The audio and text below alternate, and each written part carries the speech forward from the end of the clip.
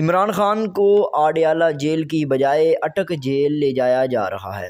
اٹک jail میں مکمل تیاریاں کر لی گئی ہیں اور عمران خان صاحب کو پولیس لے کر روانہ ہو چکی ہے۔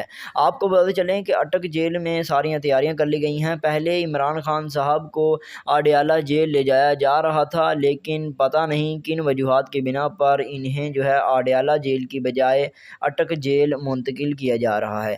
آپ کو بتاتے چلیں کہ عوام سڑکوں پر نکل آئی ہے، لوگ دھڑا دھڑ سڑکوں پر آ رہے ہیں، ہر شہر کے اندر لوگ نکل رہے ہیں۔ اور اگر ہم بات کریں تو پولیس کو وہ شیلنگ کر رہی ہے، عوام پولیس کے پیچھے ہاتھ دھو کر پڑ گئی ہے۔ اس کے ساتھ آپ کو بتاتے چلیں کہ لوگ سڑکوں پر نکل آئے ہیں اور عمران خان کے جو گاڑیاں ہیں جو پولیس لے کر جا رہی ہے، جس گاڑیوں کے اندر، ان گاڑیوں کو بھی روکا جا رہا ہے اور انہیں آگے بڑھنے سے روکا جا رہا ہے، انہیں جیل کی طرف جانے سے بھی مکمل وہ روکا جا رہا ہے۔ اور گاڑیاں آگے بڑھنے کے بجائے مانگ کی جا رہی ہے کہ عمران خان صاحب کو وہ آزاد کر دیا جائے، ان پر جتنے مقدمات ہیں انہیں ختم کیا جائے۔